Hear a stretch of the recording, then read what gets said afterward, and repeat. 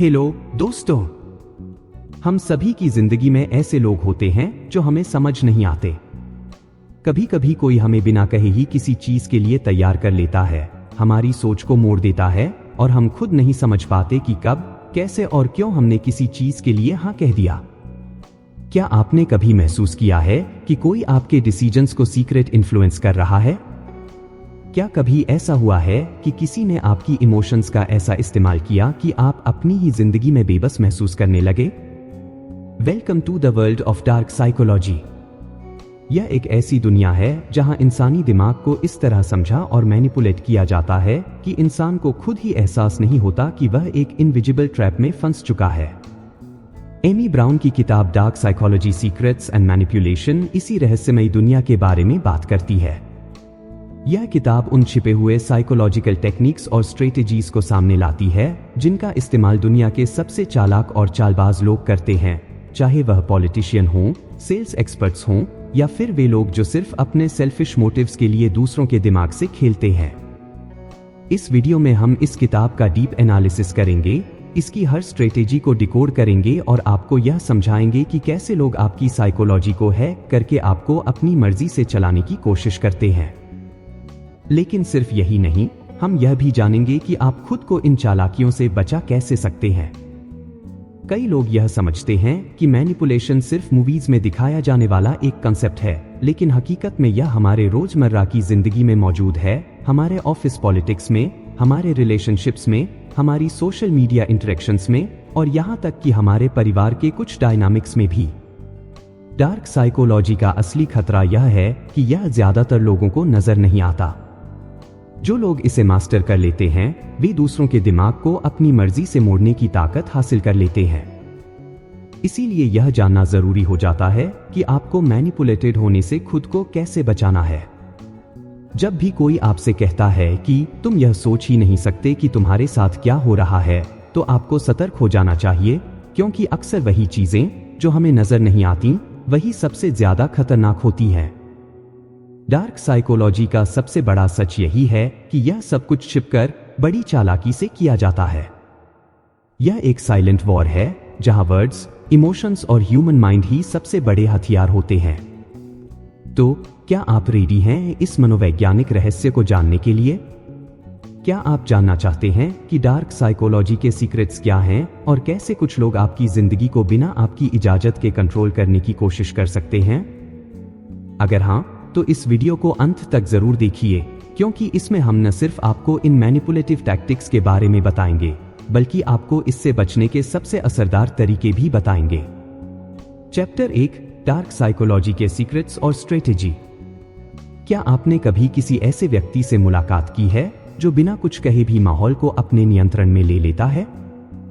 क्या आपने कभी महसूस किया है कि कुछ लोग इतनी आसानी से दूसरों को इन्फ्लुएंस कर लेते हैं कि सामने वाले को यह तक पता नहीं चलता कि वह उनकी मर्जी से नहीं, बल्कि उनके दिमाग के जाल में फंसकर निर्णय ले रहा है? यह कोई जादू नहीं, बल्कि डार्क साइकोलॉजी के गहरे सीक्रेट्स और स्ट्रेटेजीज का उपयोग वे लोग करते हैं जो अपने फायदे के लिए दूसरों के मन और भावनाओं से खेलना जानते हैं। डार्क साइकोलॉजी वह कला है जिसमें मनोवैज्ञानिक तकनीकों का उपयोग करके किसी के सोचने, महसूस करने और निर्णय लेने के तरीके को बदला जाता है। इसे समझने वाले लोग दूसरों को अपनी मर्जी के अनुसार चलाने की क्षमता रखते हैं और उन्हें इसका एहसास तक नहीं होने देते। यह एक ऐसी शक्ति है जिसे सही व्यक्ति एथिकल तरीके से इस्तेमाल कर सकता है, लेकिन गलत व्यक्ति इसे अपने स्वार्थ के लिए एक खतरनाक हथियार की तरह इस्तेमाल कर सकता है। जो लोग डार्क साइकोलॉजी में निपुण होते हैं वे कुछ खास स्ट्रेटेजीज का उपयोग करते हैं। एक इमोशनल मिररिंग। यह एक ऐसा तरीका है जिसमें मैनिपुलेटर सामने वाले की भावनाओं, हाव भाव और सोचने के तरीके को सटल रूप से कॉपी करता है। जब कोई आपके हाव भाव, बोलने के अंदाज और व्यवहार को धीरे धीरे अपनाने लगता है, तो आपका अवचेतन मन उसे अपने जैसा मानने लगता है।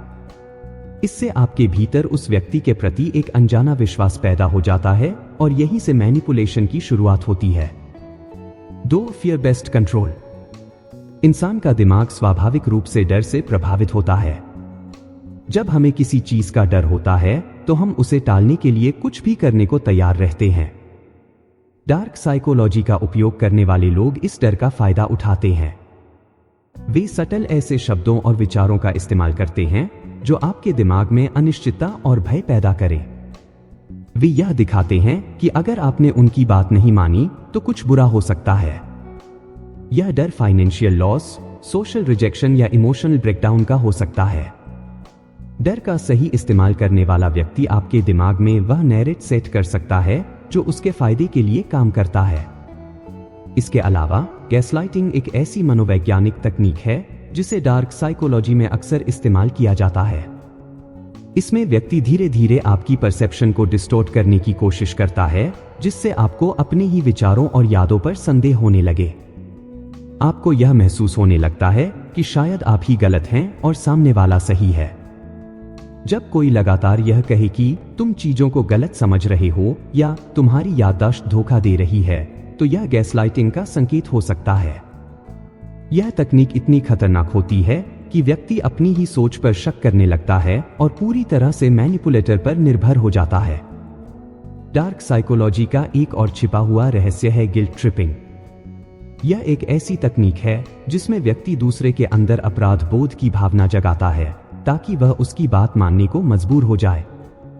उदाहरण के लिए, अगर कोई यह कहे, अगर तुम मेरी मदद नहीं करोगे तो मैं बहुत परेशान हो जाऊंगा, या अगर तुमने मेरी बात नहीं मानी तो यह दिखाएगा कि तुम्हें मुझसे कोई फर्क नहीं पड़ता, तो यह गिल्ट ट्रिपिंग का एक उदाहरण है। यह एक सटल लेकिन बेहद प्रभावी तरीका है जिससे लोग दूसरों को अपने नियंत्रण में रखते हैं। डार्क साइकोलॉजी के इन सीक्रेट्स का इस्तेमाल सिर्फ व्यक्तिगत रिश्तों में ही नहीं बल्कि बड़े स्तर पर भी किया जाता है। राजनीति, बिजनेस, मार्केटिंग और सोशल मीडिया में भी ये तकनीकें अपनाई जाती हैं। कंपनियां अपने प्रोडक्ट्स बेचने के लिए लोगों के मनोविज्ञान को समझकर विज्ञापन तैयार करती हैं। वे स्केर्सिटी का डर दिखाती हैं, लिमिटेड टाइम ऑफर या स्टॉक रनिंग आउट फास्ट, जिससे ग्राहक इंपल्स में आकर तुरंत निर्णय लेते हैं। इसी तरह कई नेता जनता के इमोशंस को कंट्रोल करके अपनी रणनीतियों को सफल बनाते हैं। डार्क साइकोलॉजी की सबसे खतरनाक तकनीकों में से एक है आइसोलेशन टेक्निक। इसमें मैनिपुलेटर धीरे धीरे अपने शिकार को बाकी दुनिया से दूर करता है ताकि वह पूरी तरह से उसके कंट्रोल में आ जाए। वह यह महसूस कराता है कि बाकी लोग भरोसेमंद नहीं हैं, सिर्फ वही व्यक्ति सही है। जब कोई व्यक्ति अकेला महसूस करता है तो वह मैनिपुलेटर की बातों पर और अधिक निर्भर हो जाता है। यह तकनीक अब्यूजर्स सही या गलत किसी भी तरीके से इस्तेमाल कर सकते हैं। यदि आप इन तकनीकों को पहचानना सीख जाएं, तो आप न केवल दूसरों की मैनिपुलेशन से बच सकते हैं बल्कि खुद को मेंटली स्ट्रांग भी बना सकते हैं। अब सवाल यह उठता है, क्या आप इन रणनीतियों को पहचानने में सक्षम हैं? क्या आप जानते हैं कि कोई आपके साथ इन तकनीकों का इस्तेमाल कर रहा है? और सबसे महत्वपूर्ण बात, क्या आप खुद को इससे बचाने के लिए तैयार हैं? डार्क साइकोलॉजी के रहस्यों को जानना सिर्फ इसलिए जरूरी नहीं है कि आप दूसरों को कंट्रोल कर सकें, बल्कि इसलिए भी कि आप खुद को कंट्रोल करना सीखें। जब आप इन गहरी मानसिक चालों को समझ लेते हैं, तो कोई भी आपको आसानी से मैनिपुलेट नहीं कर सकता। अब यह आपके हाथ में है कि आप इस ज्ञान का इस्तेमाल एक मेंटल शील्ड की तरह करते हैं या एक साइकोलॉजिकल वेपन की तरह। Chapter 2, analysing dark psychology. क्या आपने कभी सोचा है कि इंसान के दिमाग में चल रही गहरी चालों को समझने की ताकत अगर आपके पास हो, तो आप कितनी चीजों को अपने पक्ष में कर सकते हैं? क्या अगर आपको यह पता चल जाए कि कोई आपके साथ खेल खेल रहा है, तो आप उसके जाल में फंसने से पहले ही खुद को बचा सकते हैं? यह सब समझने के लिए हमें डार्क साइकोलॉजी को एनालाइज करना होगा। यह कोई साधारण मनोविज्ञान नहीं है, बल्कि यह इंसानी दिमाग के उन पहलुओं की गहराई में जाने की कोशिश है जिनके बारे में आम लोग सोचते भी नहीं है। डार्क साइकोलॉजी यानी मनोविज्ञान का वह क्षेत्र जो पावर, कंट्रोल और इन्फ्लुएंस पर आधारित होता है। यह इंसान के कमजोर बिंदुओं को समझने, उनकी इच्छाओं और डर को मैनिपुलेट करने और उन्हें एक ऐसी दिशा में ले जाने की कला है जिसमें वे खुद भी यह महसूस नहीं कर पाते कि उनके साथ क्या हो रहा है। यह उन मानसिक तकनीकों का गहन अध्ययन है जिनका उपयोग अक्सर नार्सिसिस्ट्स, साइकोपैथ्स और मास्टर मैनिपुलेटर्स करते हैं। हमारी रोजमर्रा की जिंदगी में हम कई बार ऐसे लोगों के संपर्क में आते हैं जो हमारी भावनाओं के साथ खेलते हैं, हमें गिल्ट ट्रिप में डालते हैं या फिर हमारे डर का फायदा उठाकर हमें अपने अनुसार चलाने की कोशिश करते हैं। कई बार हमें पता भी नहीं चलता कि हमारे डिसीजंस, हमारी सोच और यहां तक कि हमारे इमोशंस भी सटल तरीके से कंट्रोल किए जा रहे हैं। लेकिन जब हम डार्क साइकोलॉजी को एनालाइज करना शुरू करते हैं तो हमें यह समझ में आने लगता है कि कुछ लोग किस तरह से हमारी भावनाओं, हमारी सोच और हमारी धारणाओं को मैनिपुलेट करने की कोशिश कर रहे हैं। डार्क साइकोलॉजी को समझने का सबसे पहला और सबसे जरूरी कदम यह है कि हम यह जानें कि आखिर इंसान का दिमाग कैसे काम करता है। हमारे मनोवैज्ञानिक पैटर्न्स, हमारे फियर्स, डिजायर्स और इनसिक्योरिटीज ही हमें वल्नरेबल बनाते हैं। जब कोई हमें अप्रूवल देता है तो हम खुश होते हैं और जब कोई हमें इग्नोर करता है तो हम बेचैन हो जाते हैं। जब कोई हमारे डर को ट्रिगर करता है तो हम घबरा जाते हैं और जब कोई हमें वैलिडेशन देता है तो हम उसके प्रति आकर्षित होने लगते हैं। यही साइकोलॉजी है और यही वह आधार है जिस पर डार्क साइकोलॉजी काम करती है। सोचिए, जब कोई मैनिपुलेटर आपको यह महसूस कराता है कि आप गलत हैं और वह सही है, तो क्या यह सिर्फ एक आर्गुमेंट है? जब कोई आपको यह कहकर कंट्रोल करता है कि आप उसे डिसअपॉइंट नहीं करना चाहते, तो क्या यह सिर्फ एक इमोशन रिक्वेस्ट है? जब कोई आपको फियर बेस्ड डिसीजंस लेने पर मजबूर करता है, तो क्या यह सिर्फ एक चेतावनी है? नहीं, यह सब डार्क साइकोलॉजी के टैक्टिक्स हैं जिनका उपयोग करके लोग दूसरों को कंट्रोल करने की कोशिश करते हैं।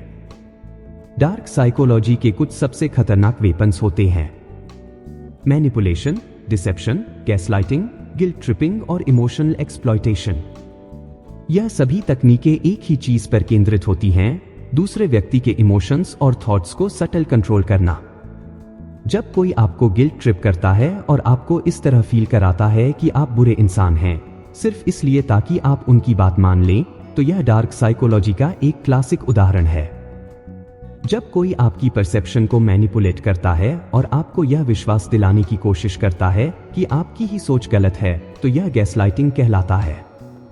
और जब कोई आपको धीरे धीरे अपने इन्फ्लुएंस में लाने के लिए डिसेप्शन यानी धोखे का इस्तेमाल करता है, तो यह भी डार्क साइकोलॉजी का एक हिस्सा होता है। Persuasion versus manipulation. बहुत से लोग परसुएशन, मनाने की कला, और मैनिपुलेशन को एक ही चीज समझते हैं, लेकिन दोनों में एक सूक्ष्म अंतर होता है। परसुएशन यानी मनाने की कला एक एथिकल स्किल होती है जिसमें सामने वाले को बिना दबाव डाले लॉजिक और इमोशंस के संतुलन के साथ अपनी बात पर सहमत किया जाता है। लेकिन मैनिपुलेशन एक अनएथिकल तरीका होता है जिसमें सामने वाले की भावनाओं के साथ खेलकर उसे अपनी मर्जी से कंट्रोल किया जाता है। डार्क साइकोलॉजी का सही अध्ययन करने पर हमें यह समझ में आता है कि लोग कैसे सोचते हैं, कैसे रिएक्ट करते हैं और किन परिस्थितियों में वे सबसे ज्यादा वल्नरेबल होते हैं। इस ज्ञान को हासिल करने का मतलब यह नहीं है कि हम इसे गलत तरीके से इस्तेमाल करें, बल्कि इसका सही उपयोग हमें सेल्फ डिफेंस में मदद कर सकता है। जब हमें यह पता चल जाता है कि कोई व्यक्ति हमारी भावनाओं के साथ खेल रहा है, तो हम सचेत हो जाते हैं और उस जाल में फंसने से बच सकते हैं। क्या आप डार्क साइकोलॉजी के शिकार हो चुके हैं? इस अध्याय का सबसे बड़ा सवाल यही है। क्या आप जानते हैं कि आप भी अपनी जिंदगी में कभी न कभी डार्क साइकोलॉजी के किसी न किसी टेक्निक का शिकार हो चुके हैं? क्या आपको कभी ऐसा महसूस हुआ है कि आपकी डिसीजंस आपके खुद के नहीं थे, बल्कि किसी ने सटल तरीके से आपको उन्हें लेने के लिए मजबूर कर दिया? क्या आप कभी ऐसे टॉक्सिक रिलेशनशिप में रहे हैं जहां आपको गैसलाइटिंग या गिल्ट ट्रिपिंग का शिकार बनाया गया हो? डार्क साइकोलॉजी को एनालाइज करना एक तरह से खुद को मानसिक रूप से मजबूत बनाना है। यह सिर्फ मैनिपुलेशन को समझने का विज्ञान नहीं है, बल्कि यह एक मेंटल आर्मर है जो आपको उन लोगों से बचा सकता है जो आपकी भावनाओं के साथ खेलना चाहते हैं। जब आप डार्क साइकोलॉजी के पैटर्न्स को पहचानना सीख जाते हैं, तो आप किसी के भी साइकोलॉजिकल गेम्स में फंसने से बच सकते हैं। आप अपनी मेंटल स्ट्रेंथ को बढ़ा सकते हैं, अपने जीवन के डिसीजंस को ज्यादा कॉन्शियस तरीके से ले सकते हैं। अब यह आप पर निर्भर करता है। क्या आप दूसरों के हाथों में एक पपेट की तरह रहना चाहेंगे, या अपने दिमाग की ताकत को पहचानकर खुद के लिए एक मजबूत मेंटल शील्ड तैयार करेंगे? Chapter 3, the art of manipulation. क्या आपने कभी सोचा है कि कुछ लोग इतनी आसानी से दूसरों को अपनी बात मनवाने में कैसे सफल हो जाते हैं? वे बिना किसी जोर जबरदस्ती के, बिना कोई जबरदस्त तर्क दिए, सिर्फ शब्दों और हाव भाव के जरिए सामने वाले की सोच और निर्णयों को अपने अनुसार मोड़ देते हैं। यह सब सिर्फ एक कला का नतीजा है, मैनिपुलेशन। मैनिपुलेशन सिर्फ एक मनोवैज्ञानिक तकनीक नहीं है, बल्कि यह एक खेल है जो इंसानों की भावनाओं, उनके डर, उनकी इच्छाओं और उनकी असुरक्षाओं पर खेला जाता है। एक कुशल मैनिपुलेटर वह होता है जो सामने वाले के सबकॉन्शियस माइंड तक पहुंचकर उसे ऐसा महसूस कराता है कि वह खुद ही उस निर्णय तक पहुंचा है, जबकि असल में हर कदम मैनिपुलेटर की योजना के मुताबिक उठाया गया होता है। सोचिए, जब कोई आपसे कहता है, अगर तुम मुझसे प्यार करते हो तो तुम यह करोगे, तो यह प्यार की मांग है या एक चालाकी से गढ़ी गई मानसिक चाल? जब कोई आपको गिल्ट महसूस कराता है कि आपने उनकी मदद नहीं की, भले ही आपके पास सही कारण थे, तो यह सिर्फ एक सीधा अनुरोध था या एक मनोवैज्ञानिक चाल?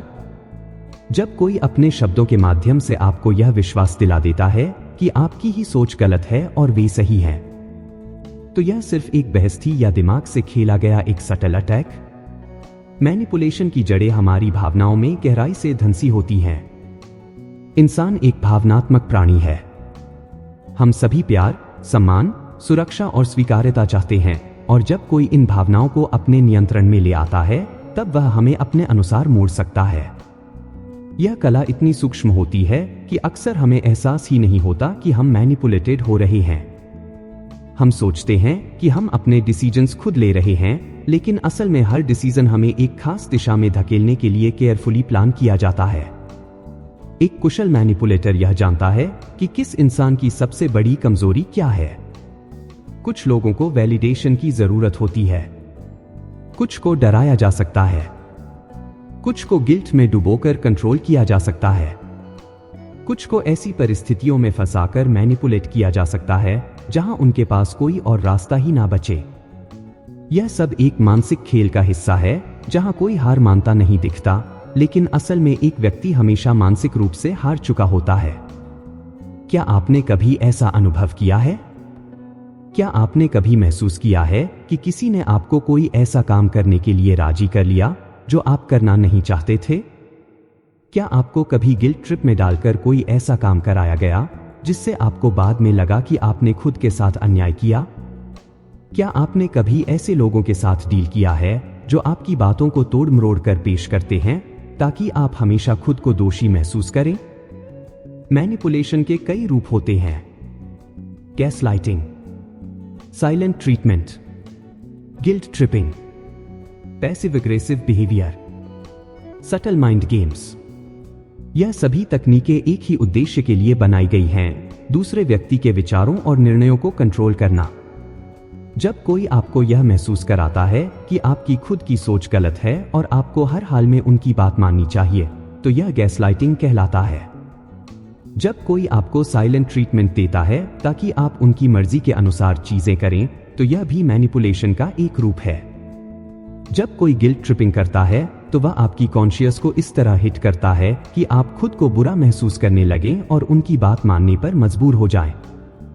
क्या मैनिपुलेशन हमेशा बुरा होता है? इसका जवाब उतना आसान नहीं है जितना लगता है। कई बार मैनिपुलेशन एक आत्मरक्षा का साधन भी हो सकता है।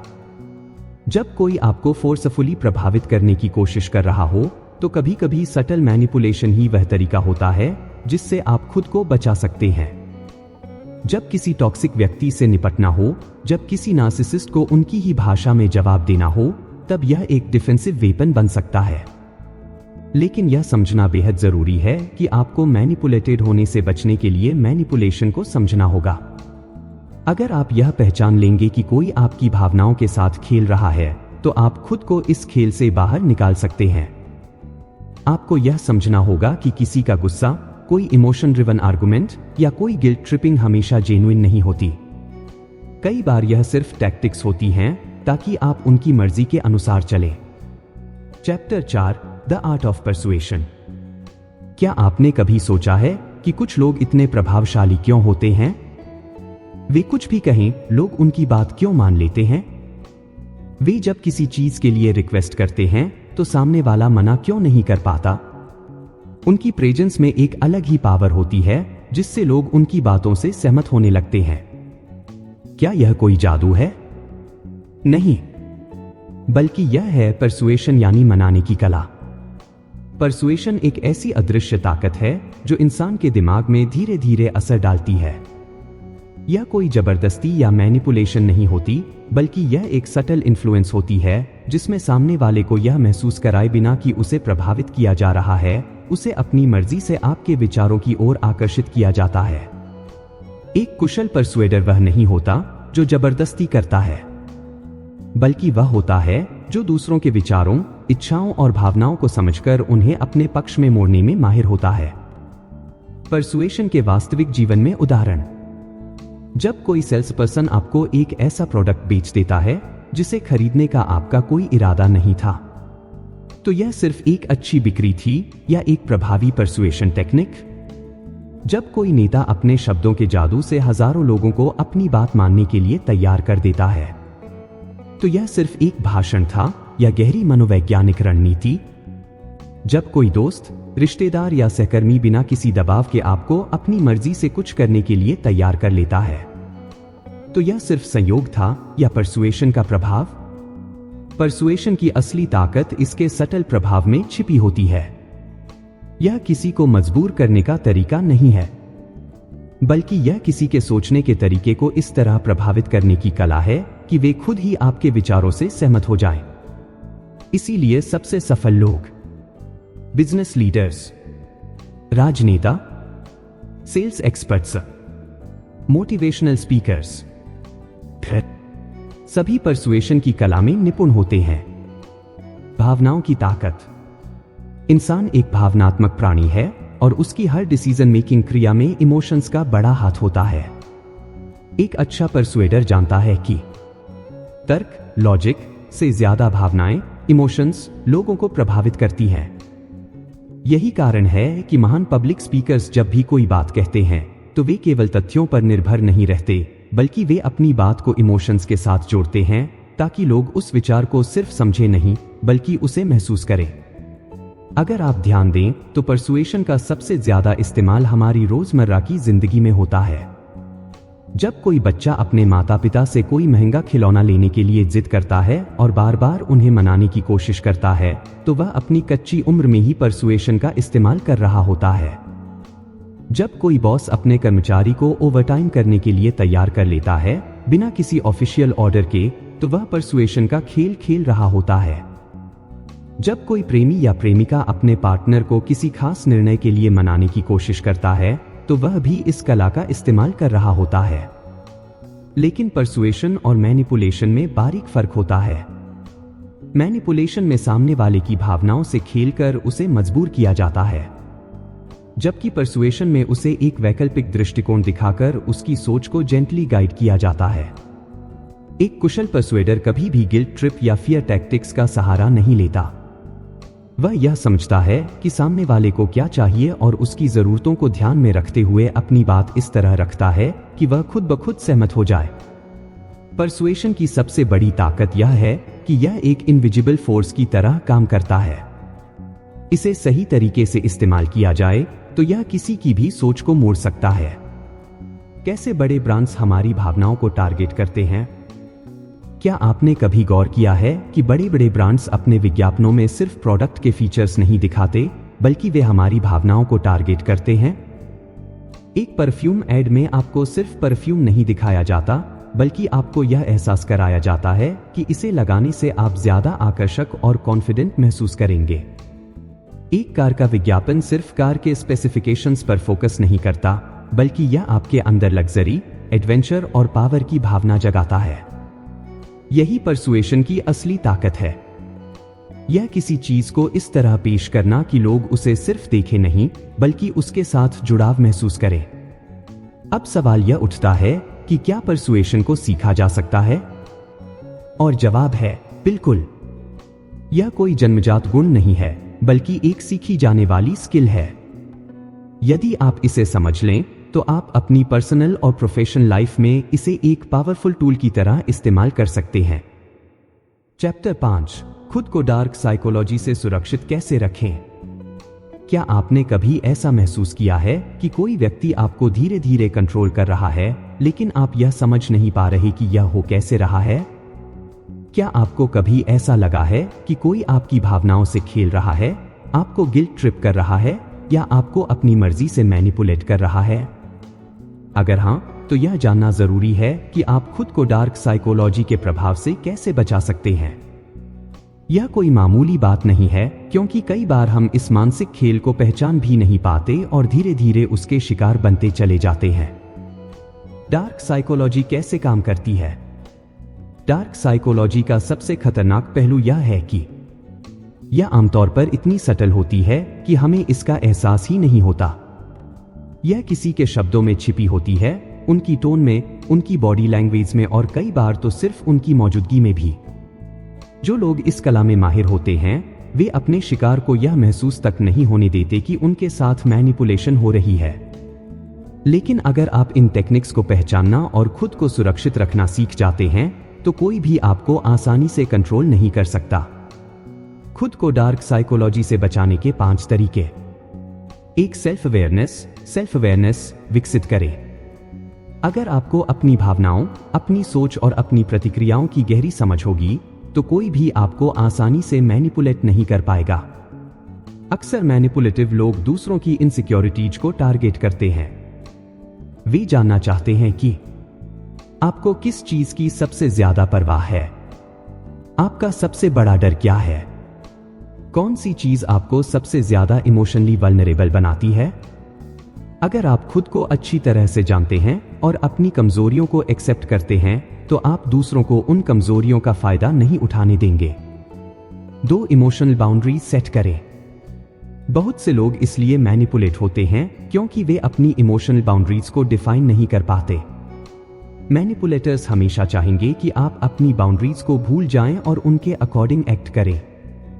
वे गिल्ट ट्रिपिंग का सहारा लेंगे, आपको ऑब्लिगेटेड महसूस कराएंगे और कई बार आपकी ही भावनाओं को आपके खिलाफ इस्तेमाल करेंगे। अगर आप अपनी बाउंड्रीज को मजबूत बना लेते हैं और नो कहना सीख जाते हैं, तो आप खुद को इन मानसिक खेलों से बचा सकते हैं। 3. क्रिटिकल थिंकिंग और लॉजिकल एनालिसिस अपनाएं।